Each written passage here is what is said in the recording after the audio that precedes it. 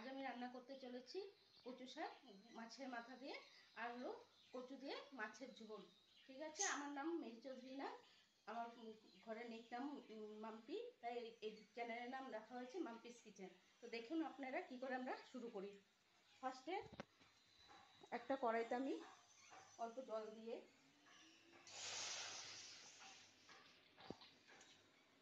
মাছের জন্য রান্না করার জন্য যে কচুটা রেখেছি সেটা সেদ্ধ করব।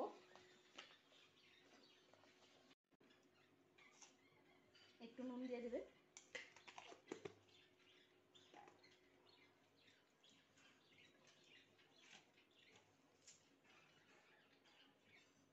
আমি একটু জল দিয়ে দেবো। এখন এটাকে একটা চাপা দিয়ে দেবো।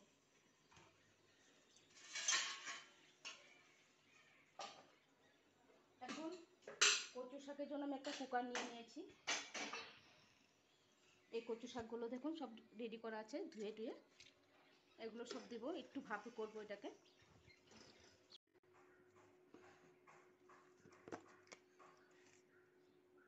এটা তো সেম, একটু নুন দিয়ে দেবো।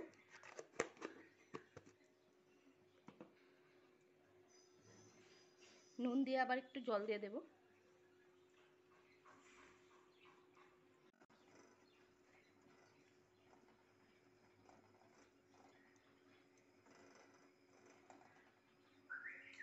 তারপর ঢাকনাটা দিয়ে একটু চাপা দিয়ে দেবো।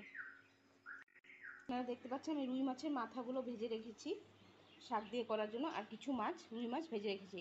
রুই মাছটা ভাজার জন্য আপনি কী করবেন, মাছটাকে মাথাগুলোকে আমি কি করেছি তার আগে, এখন যেহেতু এটা রেডিমেড আমি করে নিয়েছি, তার আগে আপনারা কি করবেন, এনে এটাকে হলুদ লবণ একটু লঙ্কার গুঁড়ো দিয়ে মেখে অ্যাটলিস্ট হাফ অ্যান আওয়ারের জন্য এটা মেরিনেট করে রেখে দেবেন।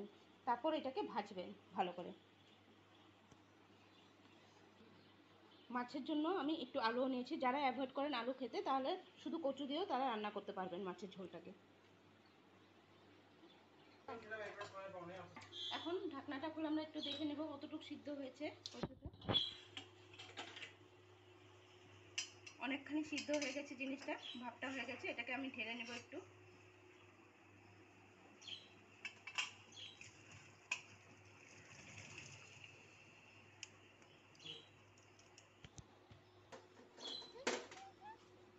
কচুটা ভালো করে সিদ্ধ হয়ে গেছে।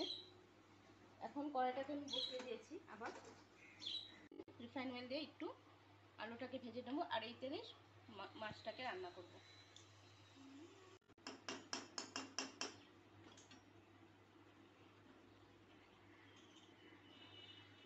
তেলটা গরম হয়ে গেছে, এখন আমি আলুগুলো দেবো।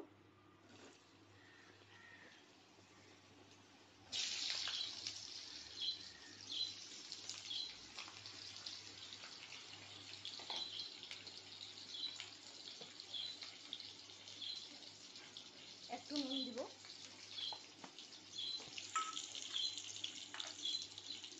একটু হলুদের গুঁড়ো দেব,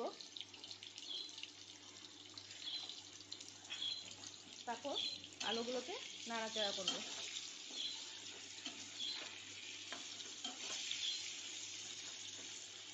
আলুগুলোকে ভাজা ভাজা ভাজা হতে দেবো অল্প।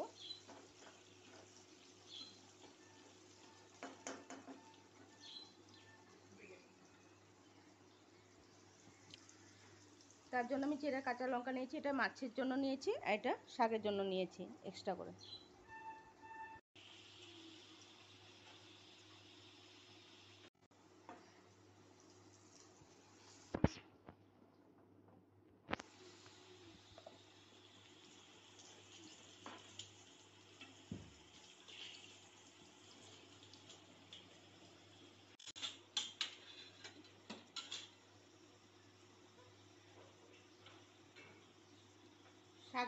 কচু শাকের জন্য আমি 2টা তেজপাতা নিয়েছি, 2টা শুকনো লঙ্কা আর সাদা জিরা নিয়েছি। সাদা জিরা এটা আমি, তেলটা গরম হচ্ছে, কিছু মাছের ঝোলের জন্য তাতে ইউজ করব ফোড়ন হিসাবে। তো সাদা জিরা ফোড়ন দিয়ে দিলাম মাছের ঝোলের জন্য।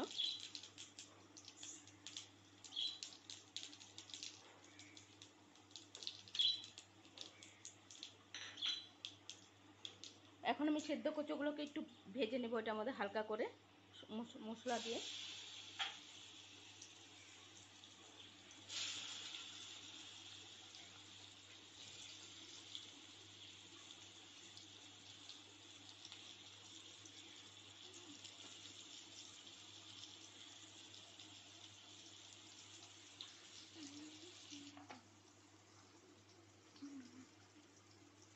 হাফ চামচ হলুদ গুঁড়ো দিব, 1 চামচ জিরা গুঁড়া দিব, একটু লঙ্কার গুঁড়া দেব। তারপর এই চেরা কাঁচা লঙ্কাগুলো দিয়ে দেবো এটার মধ্যে, একটু লবণ দেব পরিমাণ অনুযায়ী। তারপর এটাকে ভাজবো।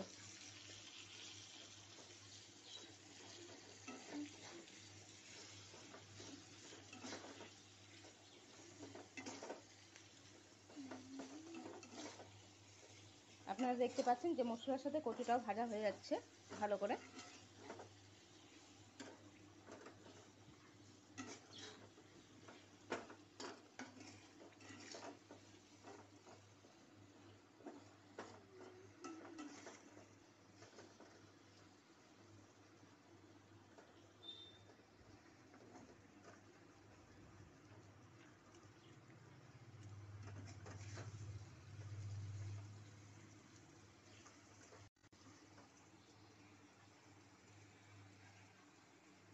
সিটিটা হয়ে গেল, এটা কচুর শাকটা সিটিটা হয়ে গেল, তো আমি গ্যাসটা অফ করে দেবো এখন এটাতে।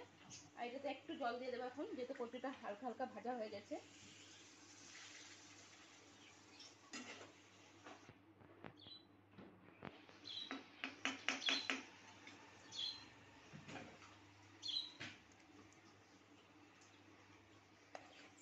এর মধ্যে আমি আলুগুলো দিয়ে দেবো। এখন এটাকে একটু সেদ্ধ করব।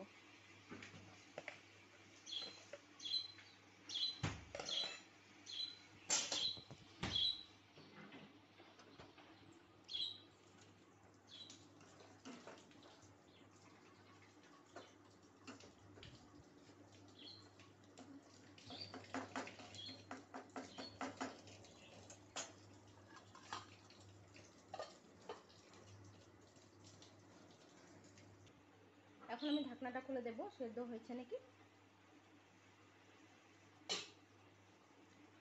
হ্যাঁ, আলুটা অনেকটা সিদ্ধ হয়ে গেছে, এটাও সিদ্ধ হয়েছে সব কিছু।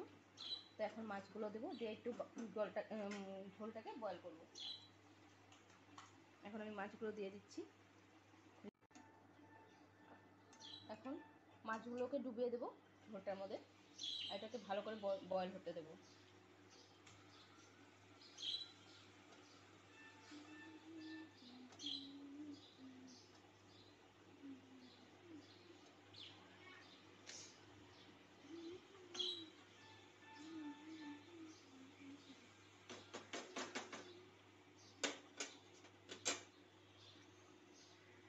এখন একটু ঢাকা দিয়ে দেবো যাতে ঝোলটা ভালো করে বয়েল হয়ে যায়।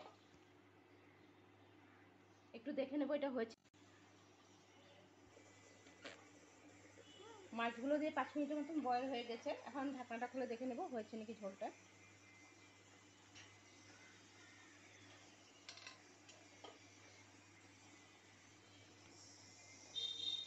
ঝোলটা হয়ে গেছে, মাছের ঝোলটা আপনারা দেখতে পাচ্ছেন।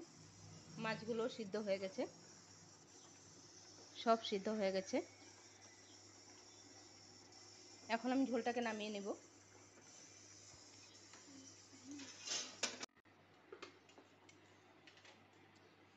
আপনারা দেখতে পাচ্ছেন এই যে মাছের ঝোলটা পুরো রেডি হয়ে গেছে আমাদের। আশা করি এই ঝোলটা খেয়ে আপনাদের এরকম ভালো লাগবে। আপনারা যারা আলু খেতে চান না, আলুর জায়গায় আপনি ডাটাও ইউজ করতে পারবেন।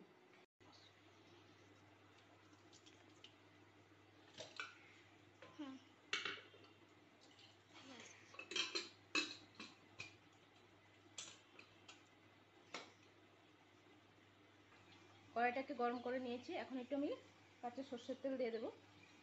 কচু শাকটা বানানোর জন্য সর্ষের তেল হলে বেশি ভালো হয়। পরিমাণ অনুযায়ী দিয়ে দিলে হলো। তারপর আমি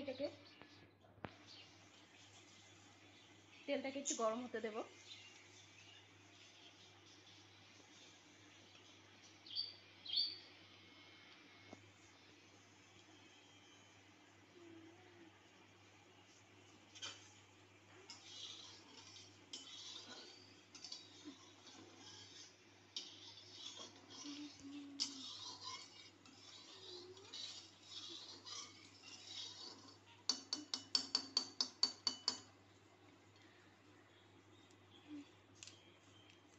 তেলটা একটু গরম হয়ে গেছে, এখন আমি তেজপাতা দেবো, তাতে 2টা শুকনো লঙ্কা দেবো, জিরা ফোড়ন দেবো, সাদা জিরা। এটাকে একটু ভাজবো হালকা করে।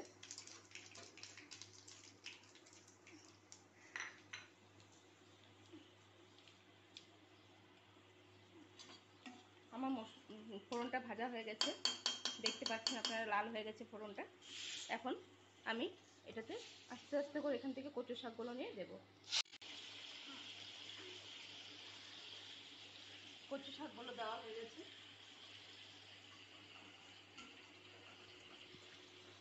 এর মধ্যে আমি একটু নুন দিয়ে দেবো,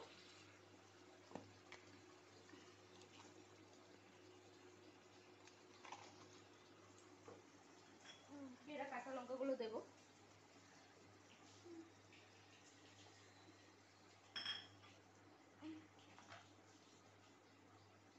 1 চামচ জিরার গুঁড়া দেবো, আর হলুদের গুঁড়ো দিব 1/2 চামচ।